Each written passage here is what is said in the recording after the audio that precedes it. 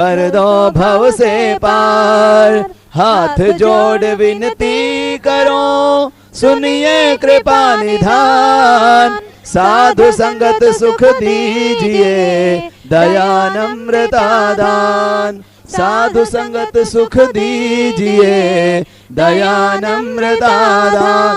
बोलो सच्चिदानंद भगवान की जय, बोलो यज्ञ भगवान की जय।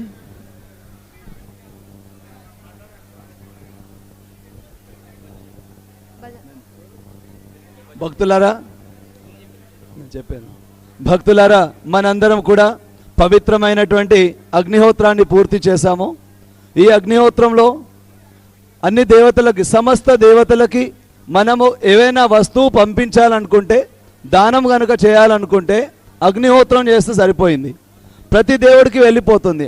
అగ్నిదేవుడు సమస్త బ్రహ్మాండానికి సేనాపతి వంటివాడు. సేనాపతికి ఇస్తే సైన్యానికి సిస్టమేటిక్గా వెళ్ళినట్టుగా అగ్నిహోత్రంలో వేసినటువంటి ద్రవ్యమంతా సమస్త బ్రహ్మాండంలో ఉన్నటువంటి దేవతలకి, మనకి, అన్ని ప్రాణులకి చేరవేస్తుంది. కాబట్టి అగ్నిహోత్రాన్ని మనం ఎన్నో రకాలుగా పిలుస్తాం. జాతవేద అంటారు, హవ్యవాహనుడు అంటాం. మన హవిస్సుని వాహనం మోసుకెళ్ళినట్టుగా మన ఈ ద్రవ్యాన్ని అంతా మోసుకెళ్ళి అందరికీ పనిచేస్తుంది.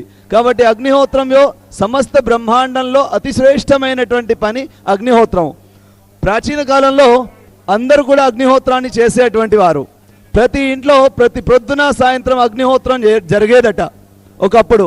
అందుకే ఈ ప్రపంచం ఉత్పన్నమై కనీసం 127,29,49,128వ సంవత్సరం నడుస్తుంది. ఇంకోసారి చెప్తాను, ఈ ప్రపంచం ఉత్పన్నమై 127,29,49,128వ సంవత్సరం నడుస్తుంది.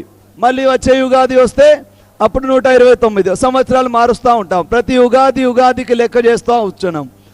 కాబట్టి ఇన్ని కోట్ల సంవత్సరాల్లో సత్యయుగము, త్రేతాయుగము, ద్వాపర యుగము గడిచిపోయి కలియుగము నడుస్తుందండి.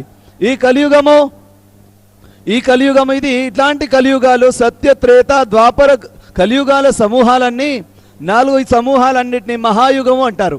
ఇటువంటి మహాయుగాలు 72 సార్లు వచ్చినప్పుడు భగవంతునికి ఒక దినం అయిపోతుంది. ఒక రోజు మనకు పగలు ఎట్లా అయిపోతుంది, పగలు రాత్రి కలిస్తే ఒక దినం అయినట్టుగా మనకు 72 మహాయుగాలు అయినప్పుడు దేవుడికి ఒక దినం అవుతుంది. దాన్నే బ్రాహ్మ దినము అంటారు. ఆ బ్రాహ్మ దినంలో ఇప్పుడు మనకు నడిచేటువంటిది 28వ కలియుగం. ఇది ఇట్లాంటి ఇంకా 44 యుగాలు ఉన్నాయి. ఆ 44 యుగాలు అయ్యేంత వరకు మనందరం కూడా జన్మ బంధనాల నుంచి వస్తూనే ఉంటాం. వస్తూ ఎవరైతే మోక్షాన్ని పొందుతారో అతడు పరమేశ్వరుని యొక్క సంపూర్ణ కృపని పొందిన వాళ్ళు అవుతారు. ఆ మోక్షాన్ని పొందడానికి కోసమే మనందరం కూడా జన్మాంతరాల నుండి ఎంతో అద్భుతమైనటువంటి శరీరాలని పొంది, మంచి మనస్సుని పొంది, ఎంతో మంది తల్లిదండ్రుల యొక్క సాన్నిధ్యాన్ని, ఆశీర్వాదాన్ని పొంది, మంచి గుణకర్మ స్వభావాలన్నీ మనం కూడగట్టుకొని ఇక్కడి వరకు వచ్చాము.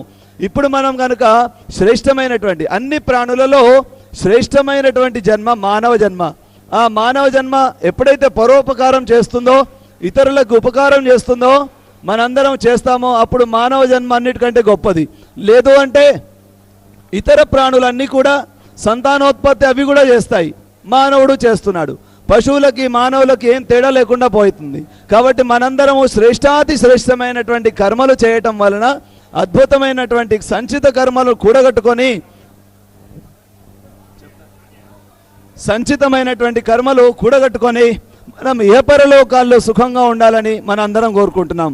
అందుకే అంటాను, మనందరం కూడా మన ఏవ మనుష్యానాం కారణం బంధ మోక్షయో. మహాభారతంలో భీష్మ పితామహుడు ఈ అద్భుతమైనటువంటి, అలాగే విదురుడు ఈ వాక్యాన్ని చెప్తున్నాడు, మన ఏవ మనుష్యానాం కారణం బంధ మోక్షయో. మనం గనుక